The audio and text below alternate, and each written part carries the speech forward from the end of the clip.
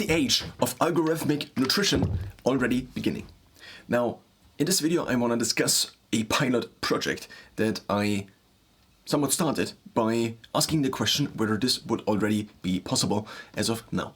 So in December last year I got my blood drawn and I uploaded the results to a company called Insight Tracker. Now this company does provide nutritional recommendations, among other recommendations such as lifestyle recommendations, supplement recommendations, as well as wellness recommendations, you could call them. Now it also lets you calculate your inner age. The concept of biological age is as follows. A body seems to decline with age. Therefore, if you take a certain age and you say the body of this person is as healthy as a body of an average person of this age, this concept is called biological age. So therefore you have to basically divide the biological by the chronological, and then you might get a ratio. You could also do it the other way around, but usually you then get an average aging rate.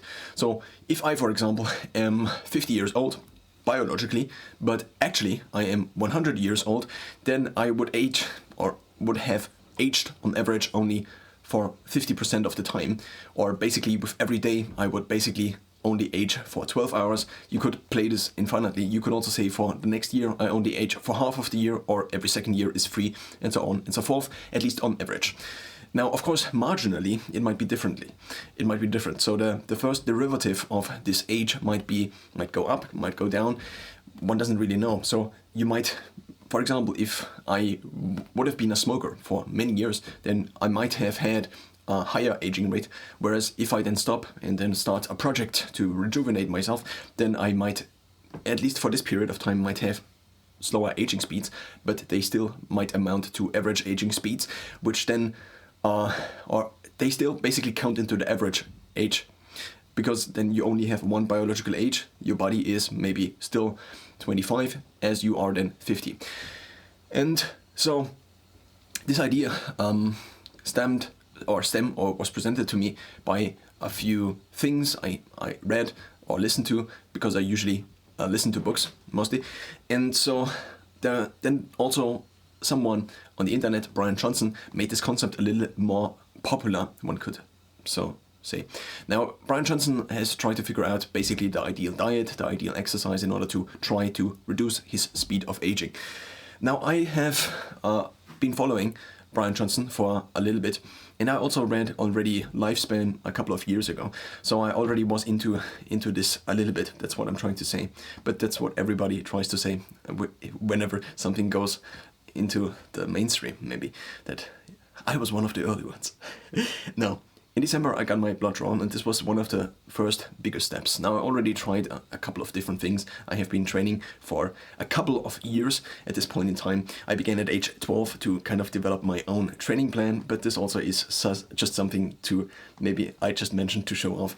Now, what I want to say now is that I got my blood drawn, and my initial thinking was not that I would then get food recommendations by this, but I already tried meal shakes in the past, and the concept of the meal shake as of current is as follows. You take all the things the body needs, as of science as of now knows, and then you put it into a shake. Why the shake? Because the powder seems to be something that is very easily transportable. It is also shelfable, so therefore the cost of transportation probably is reduced, at least that's what I assume. Also, it doesn't go bad as fast as a tomato or an apple does go bad in summer, for example. So this might also be a downside, because it might be less fresh and so on and so forth.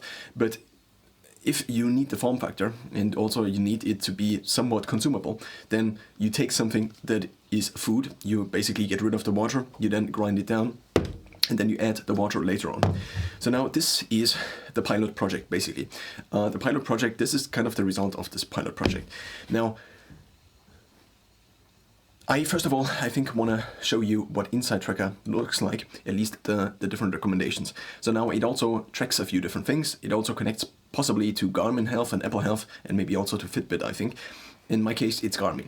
Now, it also gets my VO2 max from Garmin, so you can see your different kinds of results. So you might see your blood markers, for example, here, and they might have different ranges. Some of these, so the green zone is optimal, the yellow zone is actually the clinically normal thing, the range, but there might be different ranges, as I have heard. So different countries, for example, might have different ranges for certain blood markers.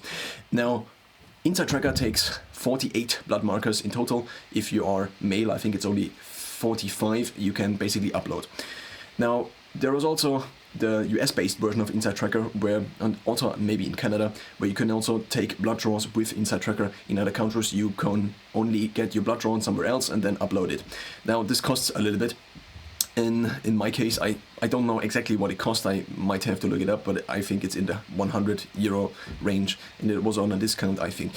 Now, this was for 1 year, for uploading it for 1 year. This means this is a subscription. Now, I also additionally paid for the calculation of my biological age, and this biological age, according to Inside Tracker, is then, so this is now the age, the thing I have talked about, and the biological age of myself would be 37.4 years, where in reality I am actually only 27 years. Now, this is not ideal. Now, this is one of the biological ages I got. I also have one that is from eGym. So eGym is a company that makes fitness equipment, but also kind of software, and makes some apps for fitness chains. Now, they have machines in the gym where I go to, and these machines, there are 6 of these, can do a 1-rep max test, as well as some smart training programs. They also adapt to you, so the trainer in the beginning checks whether your height should be this, and then the seat height, as you then can log in with NFC or with RFID, and then you basically can do a 1-rep max test, and this then is also included in the biological strength age it gives you. You can also tell it, okay, I deadlift 100 kilograms for this many times, and this also then is included in the biological age calculation. They're also, I think they are also working on getting a stretching age, so basically a flexibility age. But these machines, so these would be machines, and I think they are, or would be maybe a video thing where you then stretch, and it would analyze your flexibility range, and it would also give you an age. So it seems to be the case that this is kind of on the forefront. At least the gym I go to had this, and I was quite lucky, I think, to be experiencing one of the first implementations of something like this. Of course, now Inside Tracker is also somewhat an implementation of it. The inside age is somewhat obviously a blood age or a biological age. Now, there were some other companies before it, but Inside Tracker, I think, or it seems to be still kind of the main one. Now, I do have this age, I do have the eGym age, which consists in the future maybe out of flexibility, out of strength age, out of the metabolic age, out of cardio age. So the strength age takes these different 1-rep maxes and then calculates basically your strength and compares it to other age groups. Then the cardiovascular age takes VO2 max from Garmin. It's an estimate because Garmin estimates it whenever I run. Then it also takes the blood pressure, which I measure daily. It also takes, and I take the weekly average of this, and the VO2 max is also kind of a weekly average because I only go running one time a week, where it actually is long enough and also flat enough for the calculation to be or for the estimate to be calculated. And the third thing it takes, the cardiovascular age takes, I actually could show you. So this is what it looks like. Instead of explaining maybe everything, I just show you a little bit. So on the right here we have, now on the left here we have the strength age, then we have the cardiovascular age, then we have the metabolism, and flexibility is probably to be announced. So there might be different flexible ages: the chest, hamstring, hip, lat flex, and the neck. So we have in total probably 5 different stretches that might somehow be standardized, and then what I imagine is that we get new machines in the gym, and I can do these machines, and then somehow it is measured, or I do have to manually input it, but probably would not be a very good solution if you have to manually input, because then you could also cheat on it. Now, or you could also get it just wrong. Now, the metabolism is based on based on your BMI. So you have to input your weight. It doesn't get it automatically from Garmin, for example, would be nice. Now body fat, then you also input hip and waist circumference, and then it calculates a waist to hip ratio, and the weight also is in there. That's the metabolism age. My scale actually also gives out a metabolism age, so my scale is a bioimpedance scale and it has an app, and it also gives out an age. Then there is also the cardio age, and so the third thing is the resting heart rate. I also take the average resting heart rate for the last 7 days from Garmin, and then this is what it calculates. So cardiovascularly, I'm metabolically a little bit younger, not metabolically, but biologically a little bit younger. My strength is currently at 34 years, and also my blood age is now quite high. Now the question obviously is, how do you weigh these different ages? Now it would be nice if there would be an overarching function, an overarching software that would take into account these different subcategories of age, and also maybe include other markers, such as my skin age, for example, such as eyesight. And Brian Johnson, again, I have to credit him for this, seems to be on the forefront of this specifically, and is also publishing his results online, at least to a certain extent.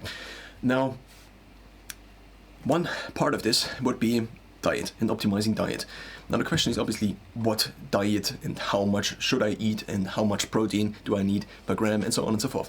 So maybe outsourcing a part of it, at least to an algorithm, seems to make sense.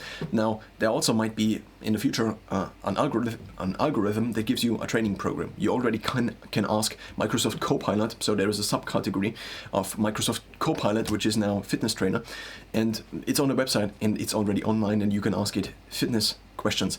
Now, in this regard, there is also Whoop, who has, I think, also worked together with OpenAI, such that they would have Microsoft's ChatGPT-4 at this point in time. I think the ChatGPT-4 Turbo is already in development, and maybe ChatGPT-5 will come out soon. Of course, now this is developing fast, so as I'm recording this video, at least that's the state of the technology. Now, Whoop also has already now, but basically ChatGPT-4 built in, but it also takes your own data into account. So you could ask, what does my HRV of this mean? Or so basically you can kind of interact with your own data, which Garmin has not done. But there's also maybe an argument to be made that if something like this exists, you want to make sure that this actually is somewhat reasonable, and then a bigger company such as Garmin, or I assume it's a bigger company, might not take that many risks. Now, in regards to food now, so often cited are the main pillars of basically health as diet, exercise, and what was the third one? Sleep. Now, sleep as maybe also somewhat a replacement for regeneration than diet and exercise. Now, Peter Thiel, for example, often mentions that exercise might be the most potent drug. So to a certain extent, I also ask myself the question whether optimization of myself, so if I take my own time and try to optimize my diet, for example, or try to do something in regards to optimizing my diet, which also could include thinking of things to basically optimize my meal timing or optimize my sleep, which then would basically give me a better insulin resistance. If I invest a certain amount of my time on a regular basis, on a regular frequency into this, then obviously this also is basically taking away from the time I actually have, which is somewhat limited by the health I have left, which is again limited by kind of the time. So as time goes on, health goes down, and that's kind of the main idea. And the question now is, with which unit of time you can get the most output. And so if I can outsource something like this, and now currently the plan for me is that I would once a year get my blood drawn and then at least have a few markers. Now, if you would have all markers of the 45 in my case drawn, or 46, maybe there are additional markers in the future, and also it gets a few markers, basically current markers. So we might, I already showed you a little bit of this here, so this would be the blood age, not the blood age, but the different markers of blood. Now we also have a little bit of sleep, and it also gives you a little bit of a long-term interpretation of sleep. So it actually shows you whether you are in the optimal range, and this was also to some extent at least insightful. Now obviously this also costs a lot. I mean, on the other side is free, but you also might argue this is just a different business model because I actually bought the Garmin watch, and I also might buy other things from Garmin in the future. So it's not a subscription because you're paying for the product and then you get the service for free. Now it also pulls in my resting heart rate from Garmin and also my VO2 max There is also the option to upload DNA. Now, I don't know to which extent a DNA results would be included in food recommendations, but it seems to make sense that if somebody, for example, is gluten intolerant from their DNA results, that maybe Inside Tracker would not recommend something. At least it would make sense, because otherwise they would probably recommend something that harms their business. So to a certain extent, this might already be happening, or this might happen in the future with similar services. So I'm kind of exploring this as a state of the art pilot project, at least mostly for myself, because it seems reasonable. Because time is the thing, or it's not time actually. We always say time, but we just assume it's time because health seems to be diminishing with time. So by basically increasing health, or by increasing the optimality of health, and by having at a certain age basically a better body compared to the average, maybe, or at least compared to what you otherwise would be. That's kind of the only thing that counts. If we have a decision or choice juncture matrix, not really matrix, but just this pathway, then one could assume very simply that if there is a choice, then we could at least retrospectively sometimes see that one choice led obviously to a better outcome, so it would be up, and one choice led to a worse outcome. Now we could also simplify all choices down to two. Now this also is a obviously simplification, but ideally now with every single choice one would go up. And so the question is, how does one go up? But that's just a question that is very present all the time. Now, if I therefore can outsource something like nutrition, now I also try to outsource basically my sleep to a certain extent, or have been trying to outsource it. I got actually recently in the last months a cooling mattress, but this is not this is not a smart cooling mattress, because the smart cooling mattresses such as 8 Sleep and also Sleep Me or Chili Sleep, so these are basically someone on the internet called it a duopoly. Because mostly it seems to be the case that it is one. So there is basically the two smart devices are 8 Sleep, and the 8 Sleep sells for $2,000 to $3,000 or euros, depending on your currency.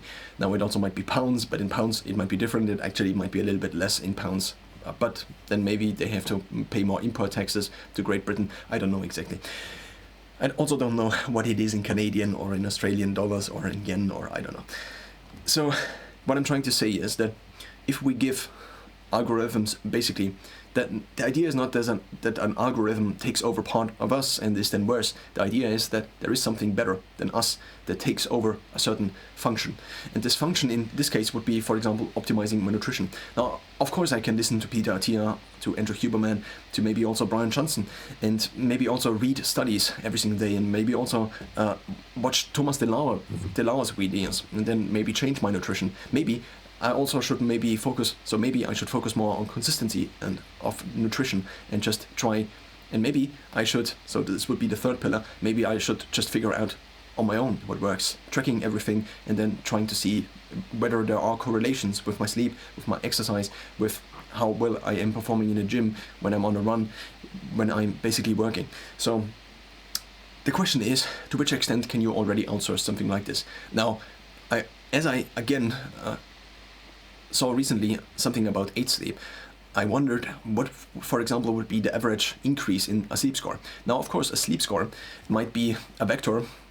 So if you want to optimize your sleep, then a sleep score might be a vector that might be very closely aligned. So if you take a 3-dimensional vector, now, of course, a vector is only kind of a simplification of a function because it's a linear thing, but it's also in 3D. But we think of linear functions often as 2D functions that just go up, for example. Now, if now we have a vector that points in a specific direction, and this might be optimizing sleep, so this might be this direction, then the mental model I have been thinking of is that ideally the sleep score would be as aligned as closely as possible, but of course it might not be. So nonetheless, I tried to optimize my sleep scores in the last couple of months, and it was quite successful, I would say, with this. Before, I often had sleep scores of 50, of 40, and maybe sometimes at max I would get an 80 sleep score if I basically was asleep for 9 hours and I basically disregarded everything about my sleep schedule, mostly, which I often then paid the price for, because then the next day I couldn't fall asleep at the recommended time, at least by myself, by my long-term self recommended time. So I tried to optimize this. And now the question is obviously, how do you, for example, optimize your sleep?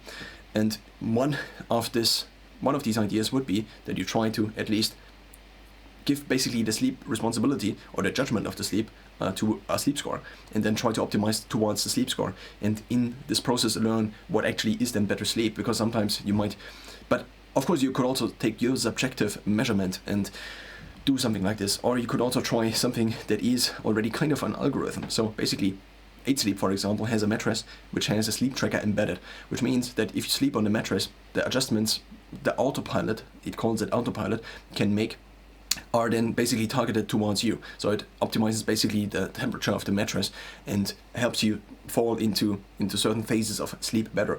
And there seems to be a sleep score improvement, and it's quite significant. I actually looked it up as of today on the website, and it seems to be that it is in the at least 2 percentage points an increase in sleep score. So for example, if you now simplified regeneration down to saying that regeneration equals sleep. Of course, that's not true, but it's a simplification. Now, if we just assume regeneration is sleep, then I regenerate while I'm sleeping. And while I'm awake, I'm draining away basically my life's time and my health.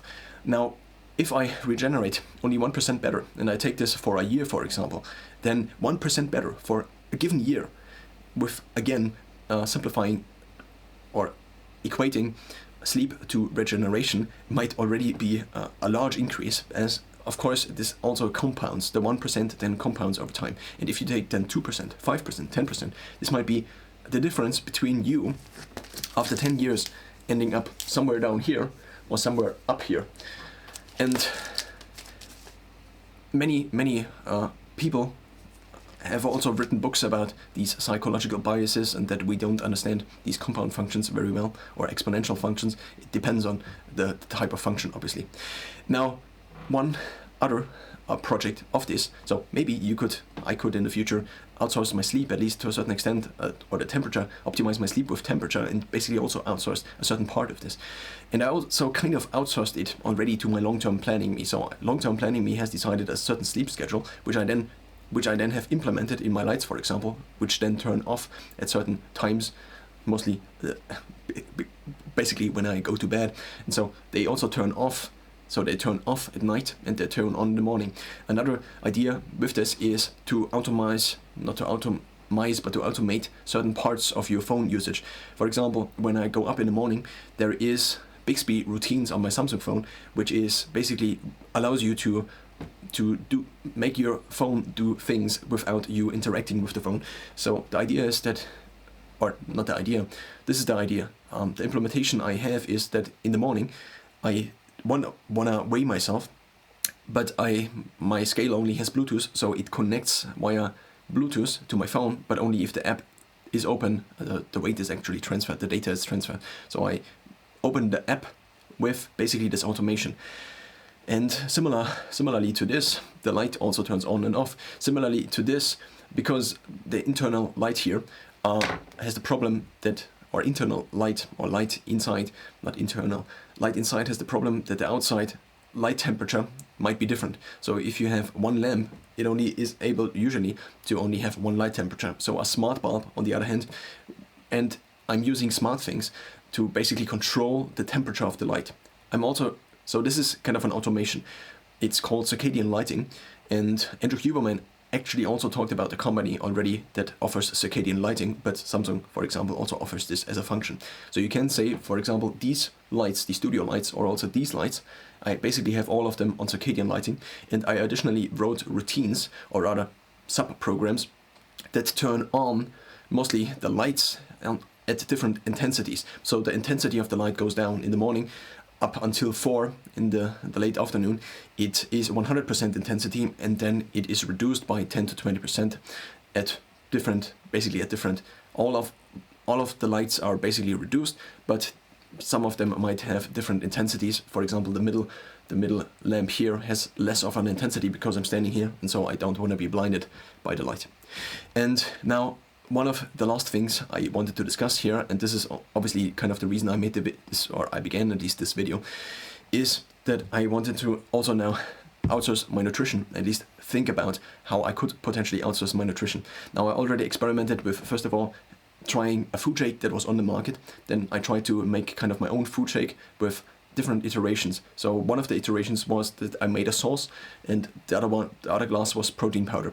And then I would mix them and basically eat them as a pudding, not a pudding, but as kind of goo or whatever you want to call it. So I would mix those two together, and basically the one would be all my protein for the day, just vegan protein powder. And the other one would be tomato sauce, spices, and a little bit of pumpkin seed oil or olive oil. Now, I then reintroduced eggs. I also was vegetarian for quite some time and also tried to approach veganism multiple times. Also with this diet, which was mostly then vegan, plant-based. I then reintroduced eggs. I then, after basically having to see that it might also have its possible downsides, I then reintroduced meat a couple of months, rather now 1.5 years ago almost. Now, one cost of this is obviously that to a certain amount, and this might be a certain amount of hours in a given year, this might be a certain amount of hours in a given month, for example, on average, I then spend time optimizing or trying to optimize my nutrition and also maybe my supplements. And this costs time, and especially if you want to do it right, I think, and especially if you're not a medical doctor or anything in this regard, or maybe have not a PhD in biomedical engineering, or maybe not biomedical engineering, but just biology or chemistry or something like this. Now, and of course, most people have things in their lives to do. So if there would be a program, for example, and it might not be this fancy thing called an algorithm, but it might just be one of these old programs. They just work a little bit better now. And they also have this thing where they can think a little bit for themselves. So not that this is already AI, but Inside Tracker now has these food recommendations. And I said, okay, what if I just take these food recommendations and I take all of those which are available in powder form. I don't take the supplements, maybe if the supplements are available in powder form and also from the grocery store, because I didn't decide on also buying all of these additional supplements, because I already take a few things and I want to keep the stack small because I don't know what effects something I take could have, so I try to keep them small. And basically also, of course, it is a cost thing. The more supplements you take, the more you have to pay on a monthly basis in addition to your grocery cost. So now here is basically the supplement recommendations. The first thing is olive oil. I do take the olive oil with basically pancakes I make every now and then, but I do not take olive oil specifically. It says 2 teaspoons of olive oil. Now I have to increase not the exposure, but the display brightness. It also says diversify your protein intake with plants. And also the lights went out. Now the reason the lights went out is that I have scheduled naps, and if the lights turn off, then I am more likely to nap. But nonetheless, I had this issue yesterday where I also recorded a video, and then I ate afterwards, which then caused my sleep quality to decrease, which then meant that in the gym today I did not very well. So what I'm trying to do is now finish this video and then finally drink the shake, which was kind of the point of making this video. But I went on a few side tangents in between, which seems to be happening mostly in the evening when I have less cognitive control and I am more talkative, also probably in front of a camera. So there are a couple of things. And first of all, it recommends you these different things. And then you can decide whether you want to take them by basically checking them on and off. Now, and it also says, for example, it actually updated these as of today. I actually recorded another video, and during the recording of the video it said, okay, the 3 months are over. So over 3 months, it basically recommends that you take another blood draw, but I probably won't do another blood draw until the rest of the year, or until December. So now it says I should take 500 milligrams of curcumin daily. Now I already have my supplement list and also the milligrams of curcumin daily, and I actually take 475, so this also would be something I can now check, but it recommends this to me. And now Inside Tracker, for example, has a very limited knowledge still, so it doesn't know that I, for example, have pollen allergy. Now, would this impact these recommendations? I don't know, but it would be nice if I knew that it was at least in there, and that if there was something on there, then they would recommend it to me. Now, because it did check off a couple of these, not check off, but it turned these recommendations off. For example, take a nap, take a 10 to 20 minute nap during the day is now recommended. I don't know whether these recommendations updated in between, or whether there was something in my data, such as my VO2 max or my resting heart rate, that increased or decreased, that actually then made this change. So there are also a few things like lifestyle habits, like reduce your screen time, but often I think there seems to be just a lack of specificity, which then means that I'm unsecure whether I can check off something like this. So I took these habits and I imported them into my own habit tracker, and I specified them further. Now, it also gives me a few new recommendations, like trying blood flow restriction training, which I to some extent already did. I sometimes had a posture correction which I wore all the time. Also during training, I actually had different ones which I washed in between. And so it also recommends, for example, to take an ashwagandha supplement, but it did already. But I just didn't start it because I excluded the supplements, and this is now mostly about the food. Now, it also would be wise to have someone or an algorithm that actually checks all the different kinds of things one does, and this seems to be at least the best thing I can get my hands on, that he's not a medical doctor and that I don't have to make an appointment and basically then insurance would pay for it and so on and so forth, or it wouldn't pay for it, such as for the blood draw I did, which I didn't pay with insurance. Now, it gives me a couple of recommendations, but it also, now, there are a couple of recommendations that just disappeared. Now, because they disappeared, I can only show you the ones that it shows still to me. Now, the first one is diversify your protein sources with plants. Have a meatless day once a week. I would check this off, but currently I do eat meat, or maybe sometimes less, maybe sometimes more, on an almost daily basis. So I would check it off. So for the case in which it makes sense, I would check it off. Enjoy some dark chocolate. It says 7 days a week, eat 1 serving of dark chocolate, but it also says you could have 1 tablespoon of cocoa powder. So that's why this is slightly brownish.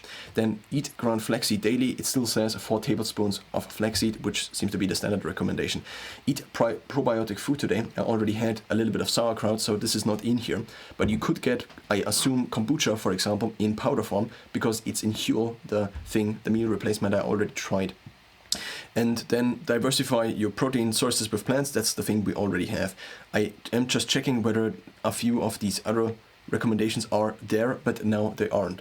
So it also said, for example, that I should take garlic. And so I still have garlic in here, but it's now no longer here.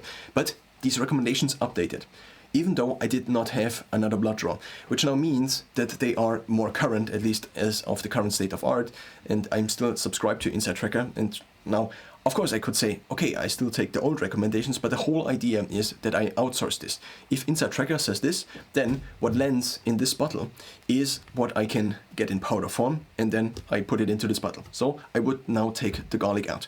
So currently we have 4 tablespoons of ground flaxseed in here. We have 1 tablespoon of cocoa powder in here.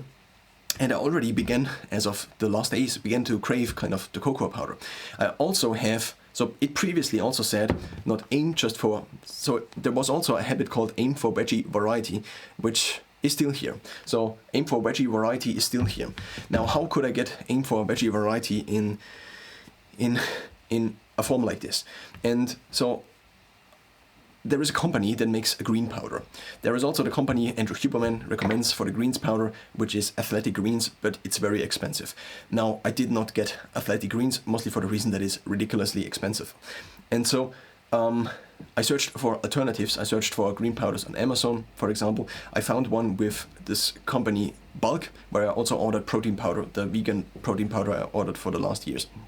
Now, this is also somewhat expensive, probably because the price seems to be kind of on they probably are trying a similar price range. I don't know if the ingredients are actually that expensive or whether they just added a bigger margin to this.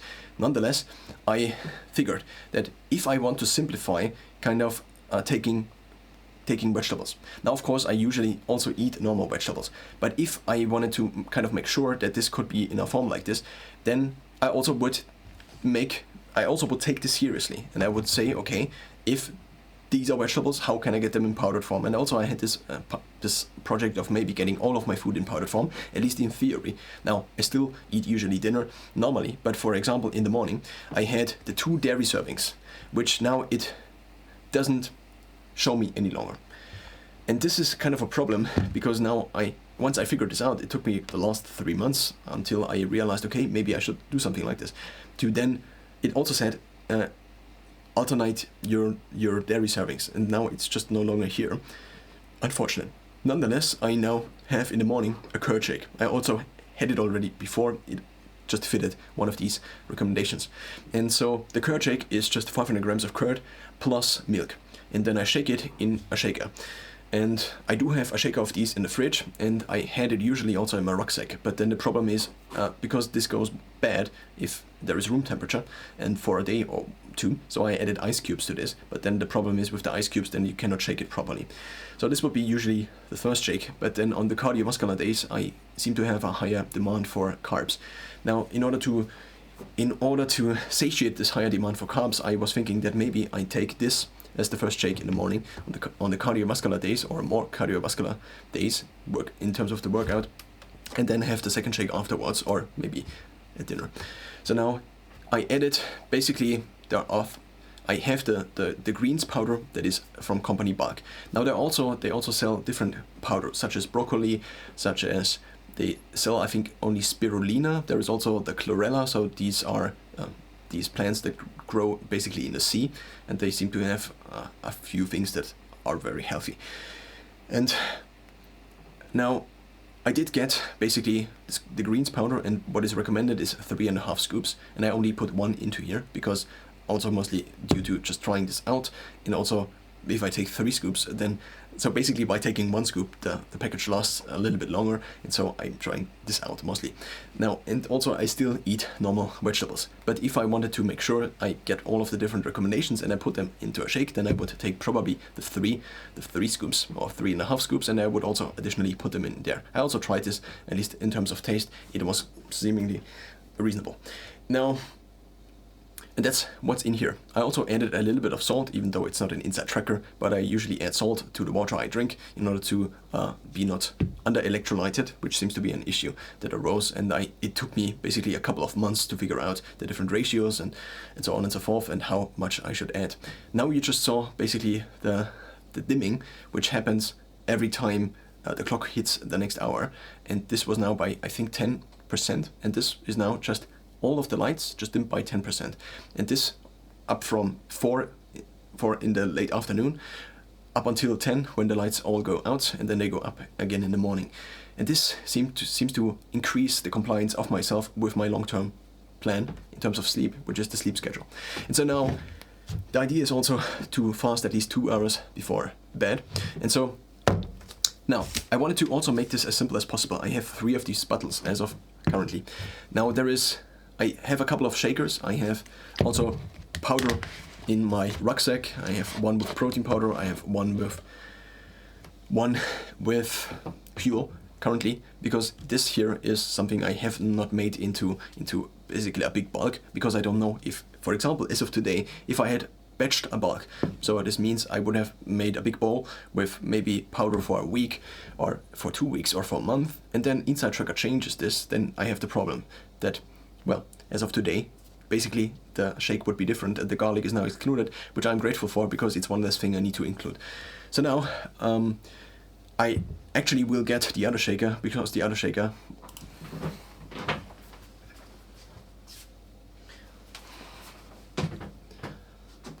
I'm still recording. So, well, there was a break in here. Now, the other shaker has already, basically, the company figured out what is the optimal water, amount of water, and what is then basically the rest that needs to be filled. And so you add this much water, then you add 2 scoops of the powder of this company here, and this would be then basically the ideal thing to drink. I already tried a couple of different consistencies, but you actually want to get the thing out. So once you drank it, I usually then rinse it out with water, just a little bit. I shake it, then I drink it again.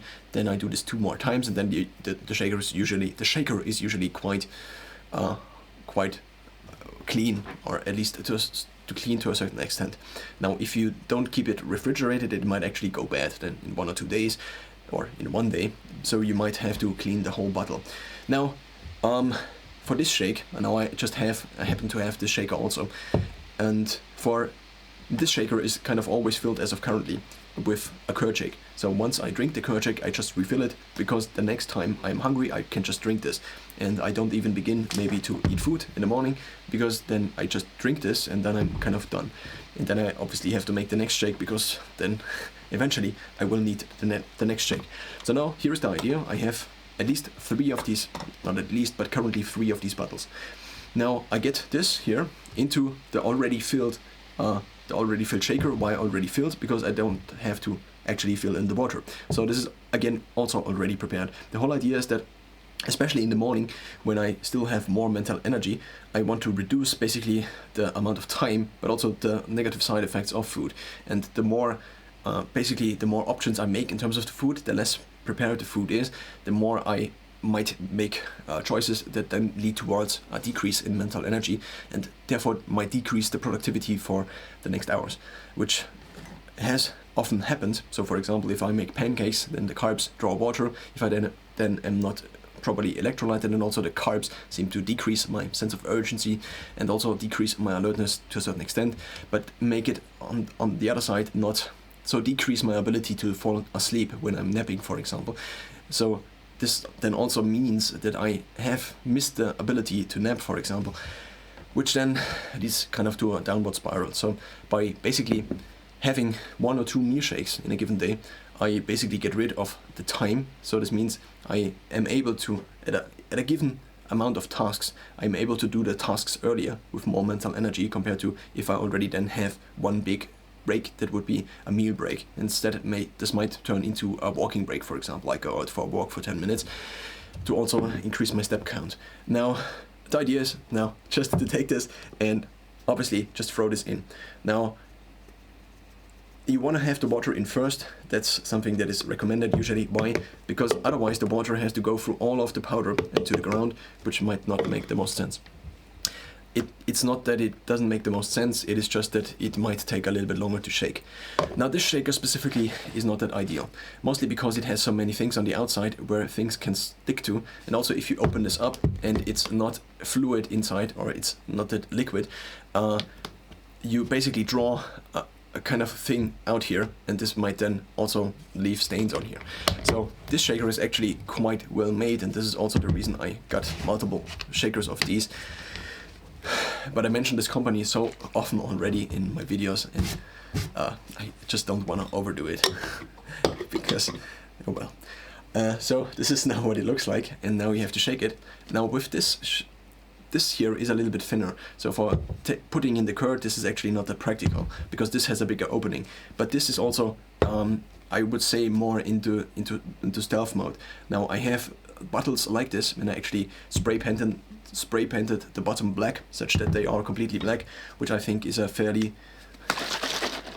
it's kind of the idea of stealth, of you don't know what the person is drinking, and they are drinking food, so they're skipping a meal, and they're kind of, it seems like it is an element of the future that is already here, also with this meal shake. I mean, of course you could just get the meal shake, and now I do realize, so there seems to be the cocoa powder and also the flaxseed. They draw just a lots of water, and now you're already hearing that it was not enough water, so the experiment has failed.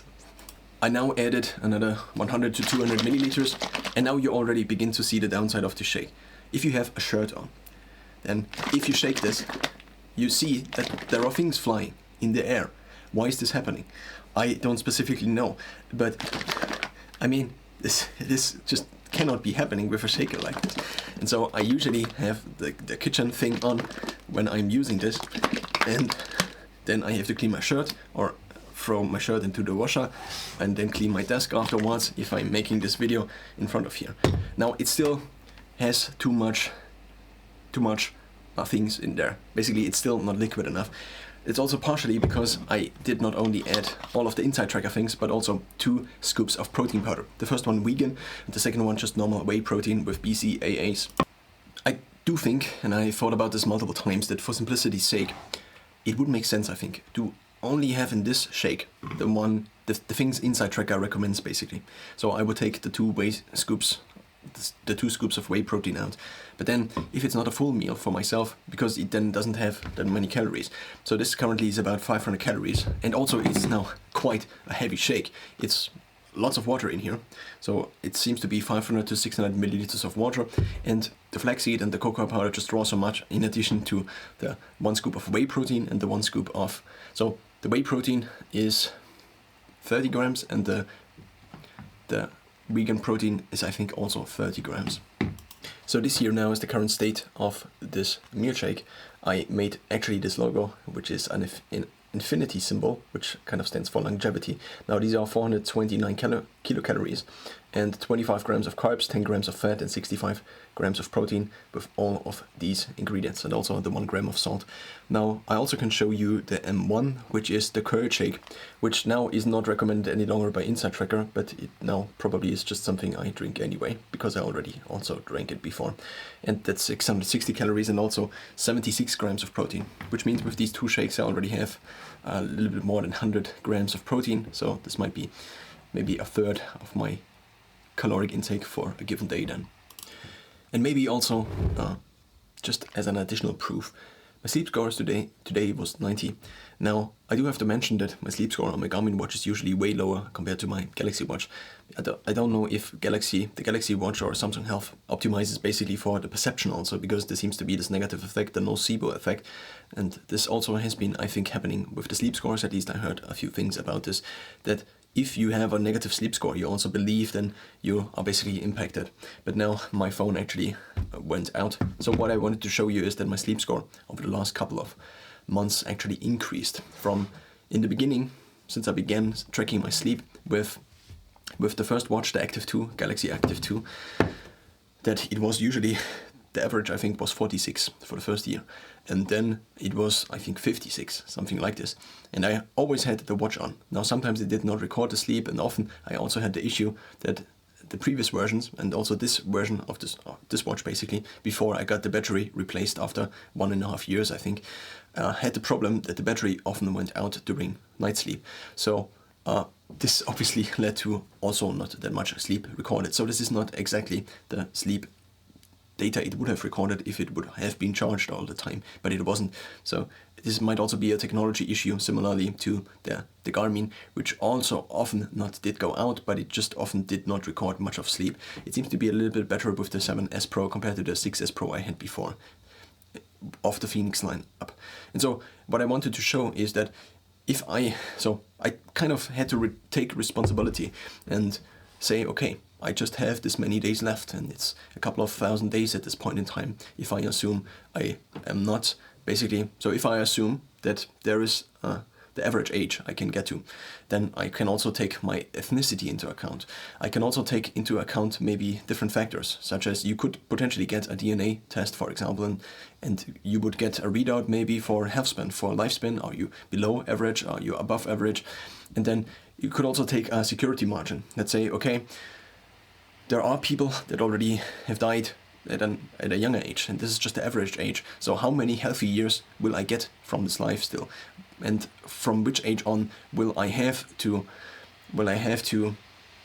accept, basically, if there is a disease? Of course I will have to accept it anyway, but I have to basically prepare myself for maybe something that could be happening. And so if I take this additional security margin, then it's only maybe up until age 60. Maybe I also have less of a lifespan. Maybe I also have more of a lifespan or health span compared to the average health span. And also health span seems to, and not health span, lifespan now mostly speaking, seems to increase with the advancement of technology. Maybe technology like sleeping mattresses that are temperature controlled and so on and so forth. But so what I want to close on is that wanted to say is that I don't have potentially that many days left. If I think about, let's say, okay, I will get to age 50 to age 60. Maybe I already die in a couple of years by car accident. And if I take these things into account, it seems reasonable that I don't have this many years left. Let's assume, okay, I get to age 50. If I get to age 50, then it's basically more than half of my life is already over. And if I then think about how many nights of sleep, for example, I do have left, then the nights of sleep that are left are basically all the regeneration, if I again equate regeneration to sleep, which might not be equal, but just for the simplification of this argument, which then obviously has less validity. Nonetheless, I think if one says, okay, sleep is a big part of regeneration, let's say it's 50%. Now diet might also be considered regeneration, but now apart from the fact that 1/3 of the time until I am 50 is basically taken already by sleep, so I only have the remaining two-thirds of the day. And if I then assume another 8 hours in a given day for the rest I do in a given day, and I assume I have only 8 working hours, then I basically only have 1/3 of this time, similarly to everybody else already. But what I'm trying to say here is that, for example, with sleep, and this might also be true with these meals, so you can basically take the average lifespan currently, maybe 72, maybe 73, depending on the country and region and so on and so forth. Take this and then just multiply it by 365. And this is the amount of night sleeps you still have left. And if you now have only, compared to maybe you on a 90 sleep score, have a 89 sleep score, or compared to a 50 sleep score, you have a 49, or if I would continue with a 50, maybe 60 sleep score on average, then I probably will die sooner compared to the version of me that has a better sleep score, even though sleep quality and sleep score might not be identical, because they might be similar vectors but not actually identical vectors. Then this leaves you with a couple of thousand nights of sleep until you die. And so basically the quality of the sleep determines when you die. Now you might also make the argument that there is no time to be gained, that by spending time on trying to optimize your health, you might only basically get the time that you spent. But still, if you get the time only that you spent, so let's assume this is the baseline argument, then think about all the people that you can accompany just a little bit further. So instead of you dying at age 50, for example, if you make it another 5 additional years, because you took all of this time, you took 5 years until you actually got to age 50, to basically try to get these 5 years. What you are doing, if we assume this is equal in terms of time investment and the time return, then you're getting 5 years more into the future, which means that the child or the grandchild you might have might be, let's say it's a grandchild, and of course with 50 you might not already have a grandchild, which then becomes another problem, but let's just assume you have, instead of 60 years, you have 65 years. Now, instead of 65 years, your grandchild, for example, might be 10, and they might see you at 10 die, or you might still see them when they are 15. Or maybe, let's say, they're 13, and you might then still be able to visit their 18th birthday, because you are now 5 years longer here. Now, if we assume this baseline argument of time investment equals time return, and this might also be to a certain extent true with sleep. If I sleep just a little bit longer, and this for now is 8 hours a night, before it was not 8 hours a night, I tried to sleep 4 hours a night, 5 hours a night, 6 hours a night, and well, I now decided to not do that any longer. And so optimizing these different components of the life seems to be something that is at least reasonable, and even if you don't get time, even if time return and time investment is equal, then you are able to, at least in theory, live a little bit longer into the future. And so one component of this might be something like this, which also saves you directly time, at least if you then don't spend more time on optimizing your food and your diet shakes and making videos about these.